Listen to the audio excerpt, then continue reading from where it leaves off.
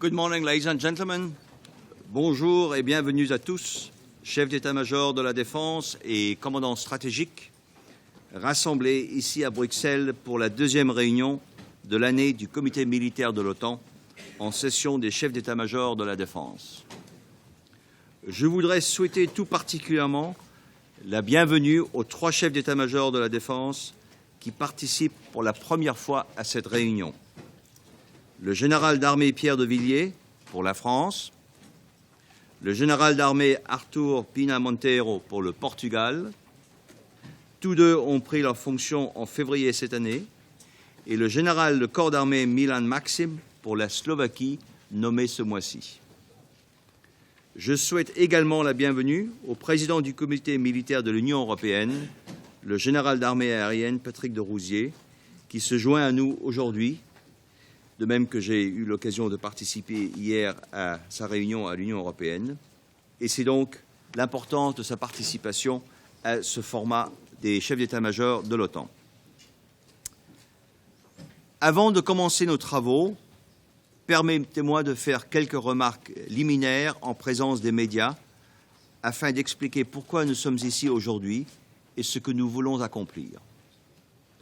Aujourd'hui, en pleine crise Russie-Ukraine, avant 2 réunions ministérielles organisées au mois de juin, à moins de 4 mois du sommet de l'OTAN et seulement 7 mois avant la fin de la mission de la Force internationale d'assistance et de sécurité en Afghanistan, les chefs d'état-major de la Défense sont réunis ici pour aborder un ensemble unique de défis convergents auxquels l'Alliance est actuellement confrontée.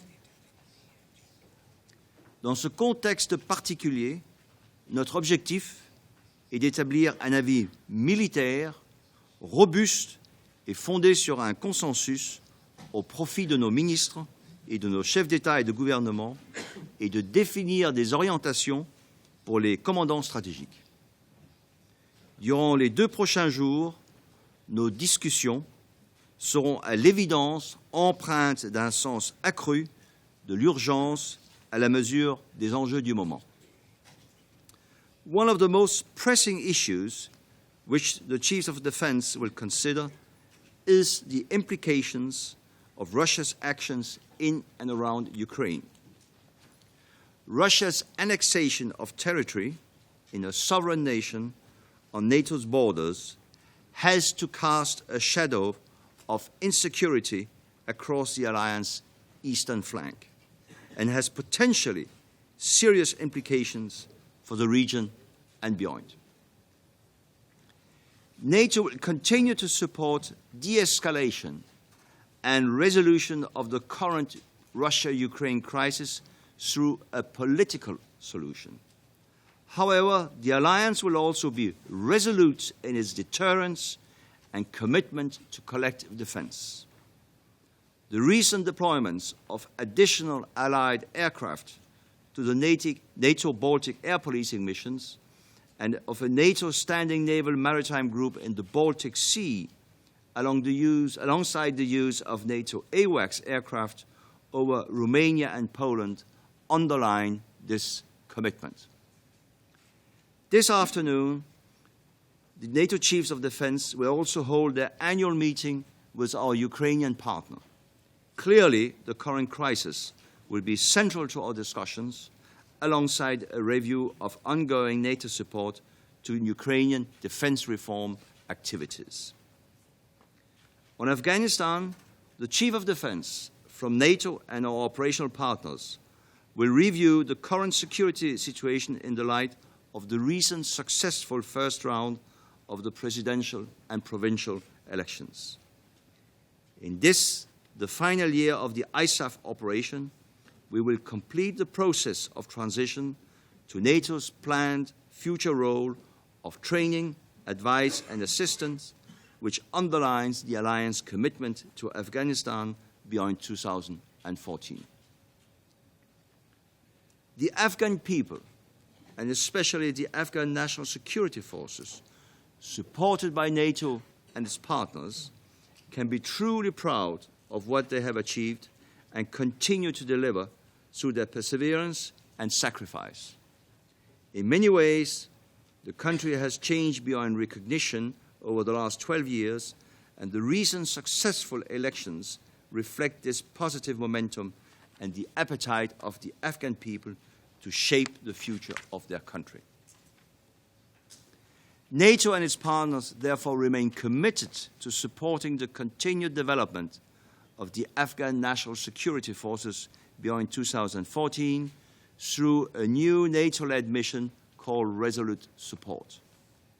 Planning for this mission continues. However, it will only be implemented once the necessary legal framework has been put in place. This is a process which must now be completed as a matter of urgency. The end of NATO's ISAF operations this year brings with it a potential strategic inflection point and the opportunity and capacity for the alliance to refocus its military capability towards a broader range of potential future threats. As we have seen in recent months, the global security situation remains fragile and unpredictable, and the alliance is increasingly surrounded by an arc of instability from Ukraine to Syria to the Sahel.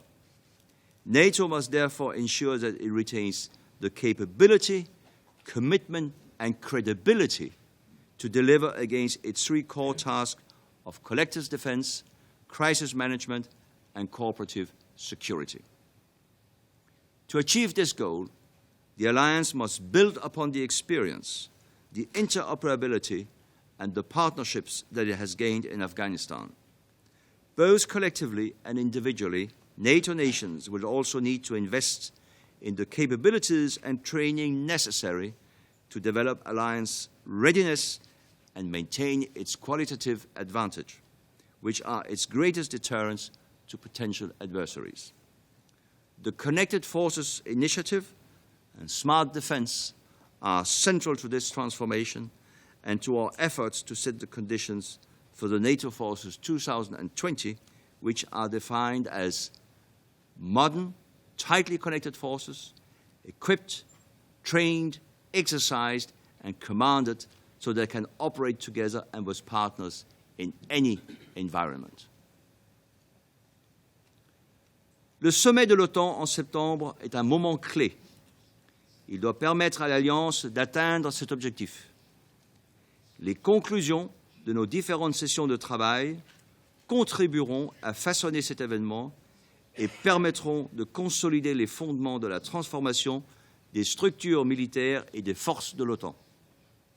Nos débats couvriront un large spectre de sujets, en particulier les principales menaces sécuritaires régionales affectant l'Alliance, les principaux déficits capacitaires de l'Alliance et les mesures nécessaires pour les combler, l'implication de l'Alliance dans le domaine maritime, le rôle et les moyens de l'OTAN dans le domaine du renforcement des capacités de défense et les approches multinationales en matière de développement capacitaire, y compris des exemples d'application du concept de nation cadre.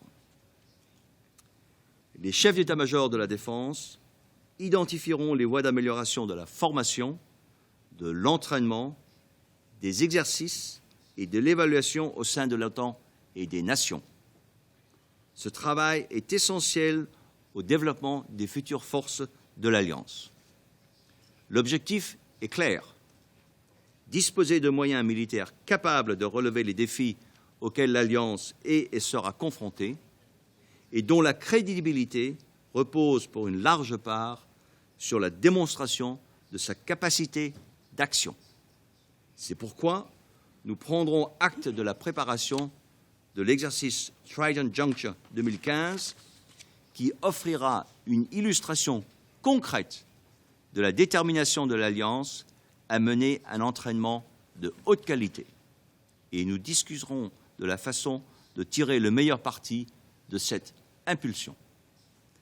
Enfin, il est important de noter que les 2 prochains jours, les chefs d'état-major de la défense se réuniront également avec les représentants de 49 pays partenaires de l'Alliance, dont les partenaires spéciaux que sont la Géorgie et l'Ukraine, auxquels seront dédiés des sessions spécifiques.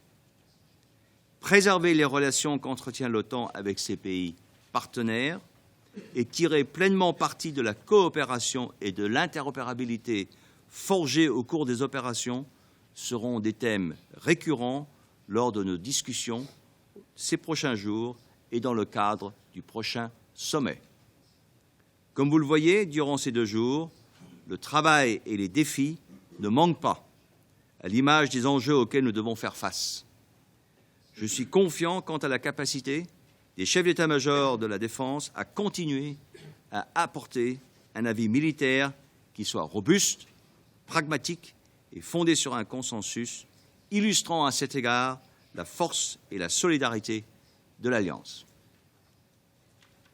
And now I'll ask the press to be kind enough to leave the room.